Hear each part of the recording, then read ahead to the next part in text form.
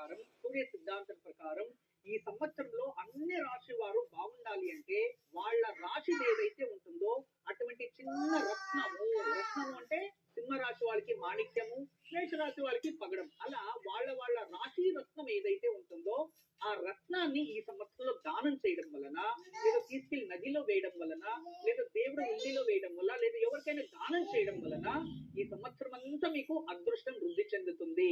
అయితే ఈ రోజు సాయంత్రం విశేషంగా సూర్యుడు అస్తమించే సమయంలో ప్రదోష కాలం ఉంటుంది. అందువలన బిల్వ దళాలని కాస్త పోగు చేసుకొని ఆ బిల్వ దళాలని నీళ్లలో తడిపి గంధం రాసి గంధమిష్టితమైన బిల్వ దళాలతో శివార్చన చేయడం, లక్ష్మీ అర్చన చేయడం చేస్తే ఆర్థికంగా ఈ సంవత్సరం అంతా అదృష్టవంతులు అవుతారు.